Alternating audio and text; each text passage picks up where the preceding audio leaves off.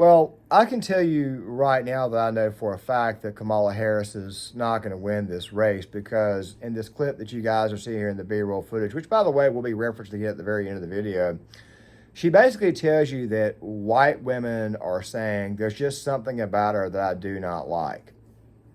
If somebody says there's something about them I just do not like, that means that they really and truly hate that person, and they don't want to tell you the real reason why it is that they do not like that person. But we'll get to that soon.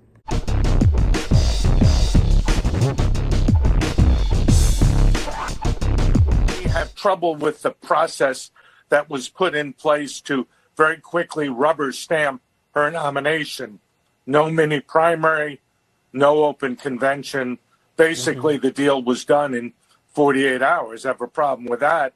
I have also a set of questions about how much, if any, responsibility President Biden is going to give to Vice President Kamala Harris now that he is standing down as a candidate. So I have many questions, many concerns, and I think the American people, most of all, want to know what's happening, why it's happened, and what it means for the governance of this country. And as you put it quite rightly, Harris, the prosecution of two wars that we have important and ongoing roles support behind Vice President Kamala Harris. I'm clapping. You don't have joining me now to run the numbers. There is a lot of excitement. We have not seen this kind of shift in tone from the Democrats in particular. I can't remember a time where we've been through something like this. This has been the craziest month in American politics that I can possibly recall. It was less than a month ago that Joe Biden and Donald Trump were debating in the CNN debate. Less than a month. Less than a month. We had a failed assassination attempt. We had a president literally saying, no, I'm not going to run for re-election less than a month before the Democratic National Convention. But here is the thing, Sarah Seidner, for all of the excitement that Democrats have over Kamala Harris. This little coronation right here has prompted Black Lives Matter, of all people, to put up on their Twitter page that they are demanding an actual primary process. It makes you wonder if maybe these people have woken up. Or it could be the fact that there's some stuff right here being floated in the B-roll footage that kind of indicates that maybe they don't want Kamala Harris, or Kamala, however you might want to pronounce it, as their president. Maybe that right there is the reason why. Maybe they really and truly don't want this woman to be the VP. I mean, the Israel-Palestine situation is obviously something that's going to hurt Harris, especially given the fact that she's still attached to the Biden administration, who's tried to play both sides of the issue on this. But here's the thing. To the Free Palestine crowd, to Muslim voters who, quite frankly, Kamala Harris needs to get over, they're not going to like the idea that Kamala Harris's husband, Douglas Emhoff, is Jewish, and they're not going to like the idea that the two children, the children that she's adopted, are Jewish. They're also not going to like the idea that Josh Shapiro is the number one pick that she wants for VP at this moment in time, even though I personally believe she'll be saddled with Pete Buttigieg, and I'll explain why at the end of the video. I don't think that these people are actually going to be okay with this, so we got to ask ourselves the question, why is it that Democrat Party voters are not exactly feeling Kamala Harris, especially BLM? Now, I want to go ahead and take care of the BLM section of this video first, because there's a lot of problems with this lady, and the liberal media is starting to see this. However, they're not going to want to report on it. As a matter of fact, they're already trying to, let's just say, they're already trying to erase history right now. We'll get to that here in a second. But the reason why the BLM crowd is probably not okay with Kamala Harris being the nominee is probably because of her past in San Francisco when she was the district attorney. I mean, all you got to do is just go back to the Tulsi Gabbard section when she completely lit her up on the debate stage, and you'll know point blank exactly why it is that black voters are not exactly okay with her being the nominee. As an actual prosecutor, she was terrible when it came to the black community, yet she tried to be progressive on one hand. Sometimes she ran as a progressive only to govern or actually enforce the law like a tough cop, and in some cases she was a little bit inconsistent there. The fact of the matter is that Kamala Harris, or Kamala Harris, however you might want to say it, is not exactly trusted, especially in that community. And don't get me started on the black men section, but we'll talk more about that a little bit later on as I explain each section or each demographic she's having a problem with. However, speaking of rewriting history, this right here also goes to the BLM question too. Do you guys remember when it was that Joe Biden made her the border czar? Do you guys remember that? Well, CNN's already backtracking on that. Out all over conservative media. I just want to do a little bit of record correcting. There's not record crime right now. Number one, Harris was put in charge, as you said earlier, of combating the roots of immigration. She was not and is not the border czar. The Biden administration did task Vice President Kamala Harris with the issue of migrant crossings, naming her the so-called border czar. I've asked her, the VP, today, because she's the most qualified person to do it, to lead our efforts with Mexico and the Northern Triangle and the countries that help. We're going to need help in stemming the movement of so many folks stemming the migration to our southern border. Clear as day, Joe Biden naming her the border czar right there. But then again, that when she was pressed on the border being as bad as it was by Lester Holt, this was her response. We've been to the border. We've been to the border. You haven't been to the border. And I haven't been to Europe. And Yeah. Black voters are not exactly happy with the fact that, and of course, I've been covering the immigration crisis right here on this channel the entire time. They're not exactly okay with the prospect of being replaced. Now, guys, before we go any further, I'm going to go ahead and tell you guys right now that the end cards that you're seeing right here in the B-roll footage from Black Conservative Perspective, from the Officer Brandon Tatum, there's even one from Melanie King. I'm going to leave those in the description box, or at least the links to their channel, so that way you guys can access the videos, because there's actually one section of the base that's actually not happy about Kamala Harris being the nominee. They're not happy about the process, and the video that's going to be coming out on Thursday is going to be more about what Dave Portnoy was saying, because he kind of represents the pure independent voter, which I got my issues with Portnoy through my disagreements with him, but that video will be coming out on Thursday. Also, the little bit about Charlemagne the God and people calling into his network, calling into his channel, calling into his podcast, and going absolutely crazy, saying, no, we're not going to vote for Kamala Harris. That right there will come up in the Thursday's video. I want to focus on Kamala just for this time being. Now, really quick, Kamala. Yeah, I just keep thinking about the wrestler Kamala, and not to mention the fact that Hulk Hogan was recently at the RNC. I just keep thinking about that, not to mention that Kamala's like finished for horrible. So I just can't imagine a world where it is that people find that name to be appealing. Our mainstream media would have you believe that this woman's like the second coming of Obama or something like that there, even though if you look at these crowd sizes, which by the way are pretty impressive given the fact that it's actually in a elementary school gym, yeah, you'll find something kind of odd about about this crowd. It's pretty much an all-white crowd.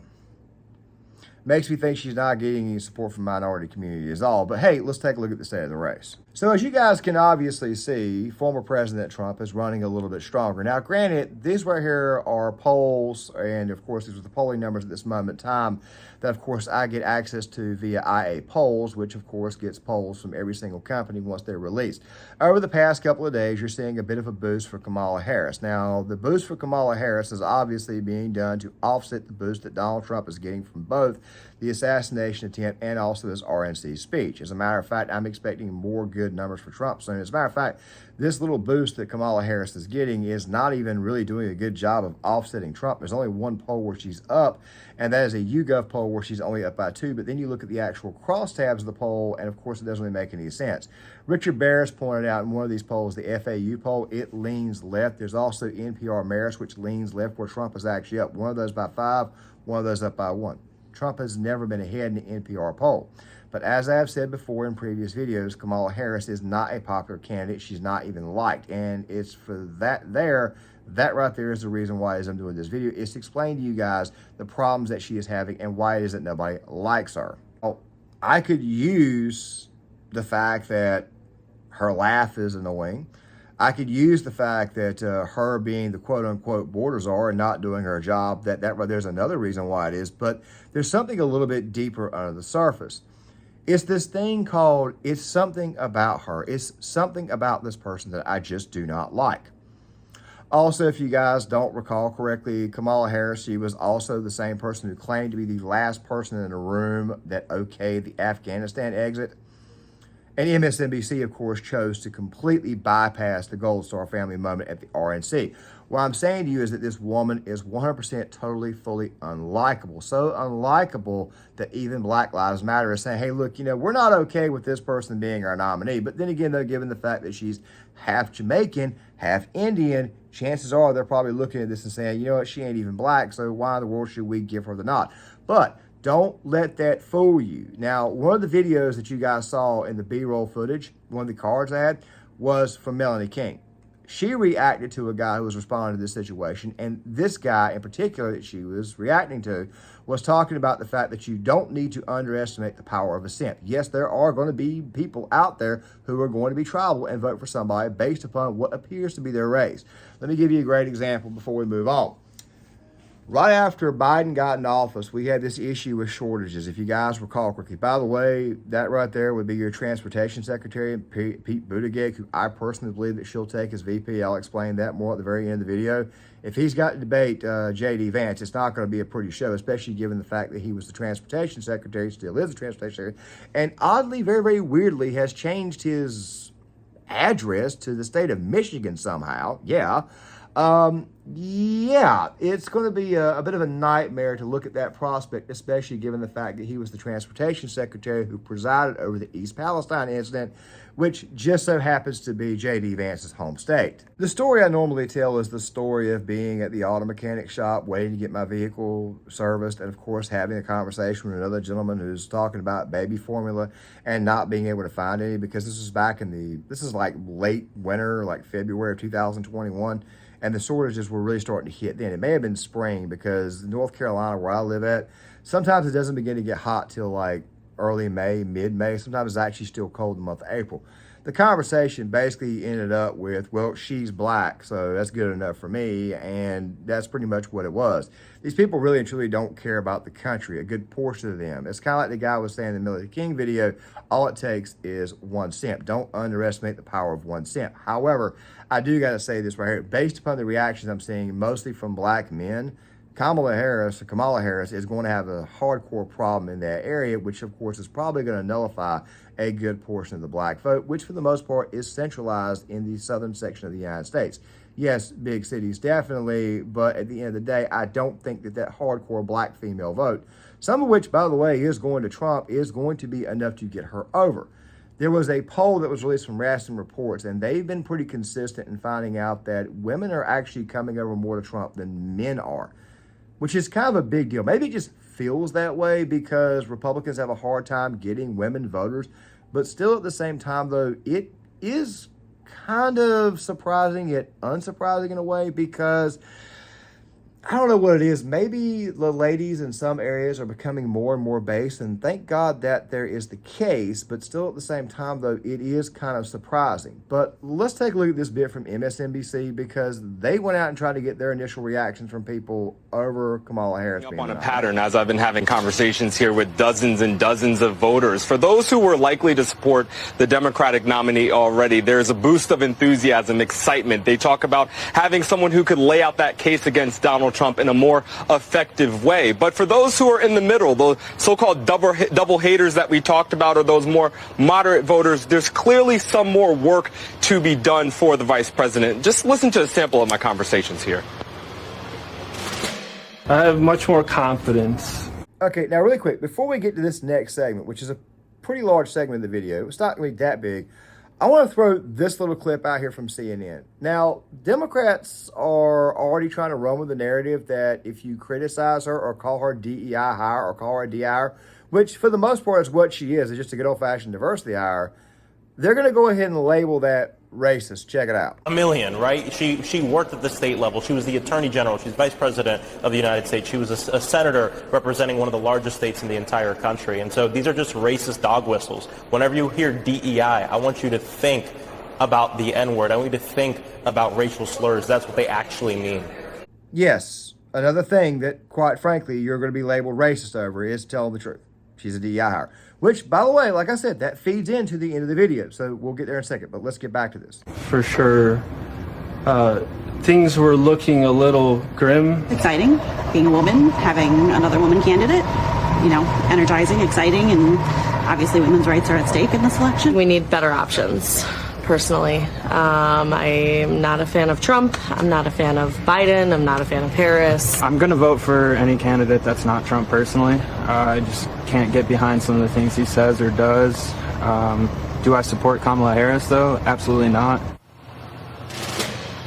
That last gentleman I found really interesting because a week ago, I said if we were to have this conversation a week ago, he said he would have been supporting President Biden in his reelection effort. He said at least he was leaning that way. Those last two folks said that they were also considering RFK Jr. as they make their evaluation. One thing that both of them mentioned is they'll be watching who the vice president chooses to be her vice presidential nominee. That could weigh into the factor in their evaluation as they're ultimately making this decision, Andrea. Yemi Shah-Sindor, check Brewster and Peter Alexander. Okay, so this guy here, from what I can see, the first couple, I have no idea what these people are. They're just probably just straight Democrat voters. This guy right here is probably a soy boy who was going to vote left anyways. They're in Kenosha. Kenosha is not that liberal, but it's not really that conservative. It's in the Wow counties of Wisconsin. It's a very, very important county, a very important section of Wisconsin that went over. The girl in the blue, she was talking about RFK, and then the other guy at the very end was talking about RFK too. Now, in the rest of the segment, the gentleman says that they are interested in who they take as VP, and that right there is where I'm going to go ahead and try to go ahead and kind of weave this conversation here before I get to the last point.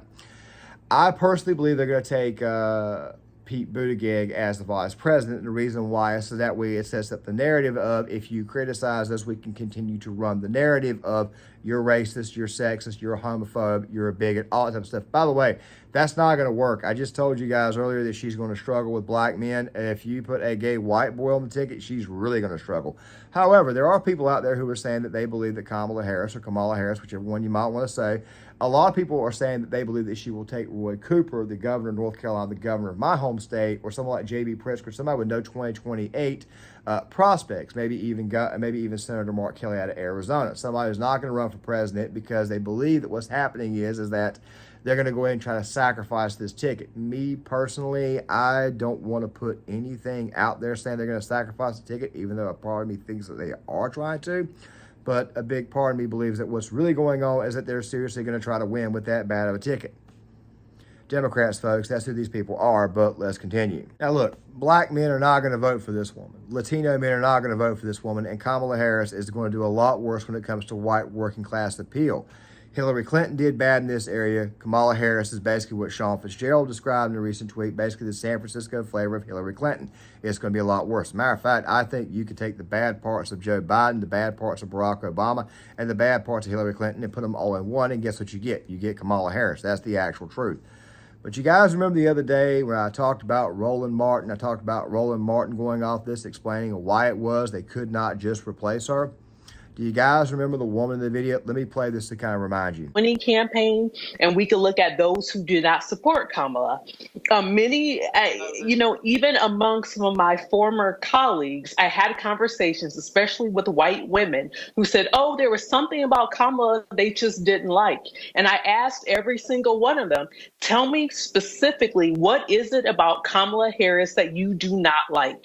And none of them could identify it to me. And some of those white women no longer talk to me, but that's okay. My point in saying all this and about white fear is that what we're seeing, I think I mentioned this on the show a few weeks ago, there's a difference between winning and power. These people here want power. They don't always care about winning. To the white girls who watch this channel or listen to my commentary, please comment what you call it that, even though I'm going to tell you what I call it. There's something about her. Just something about her. These ladies are saying I talk to white women and they all say the same thing. There's just something about her I don't like. I don't talk to these white women anymore.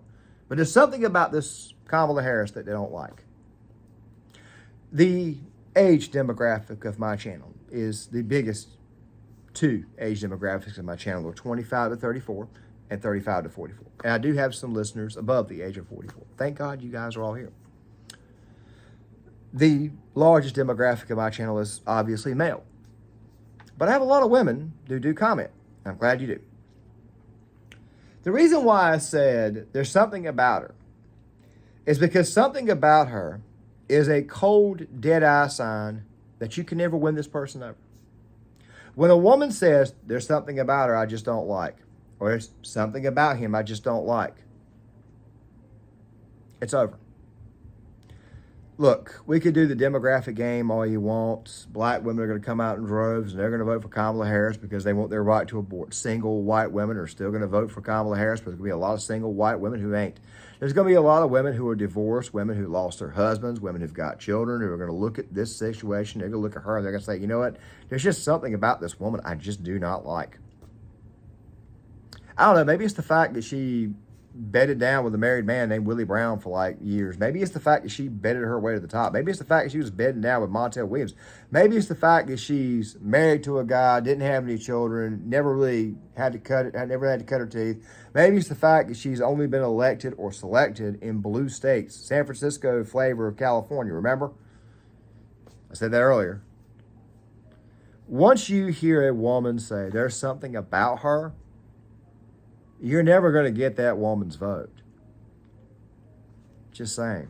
If you're a guy and she says there's something about him in a good way, then obviously there's something about you in a good way. But if she says something about him or something about her and it's in a negative connotation,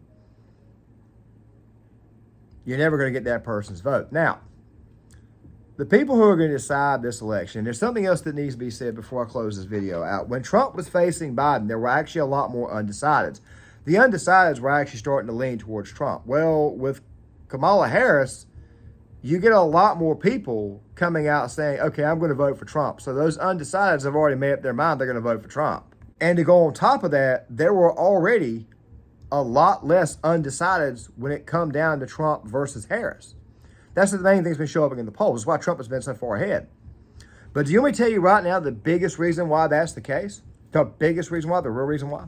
Because of what I just said. There's something about her I just don't like.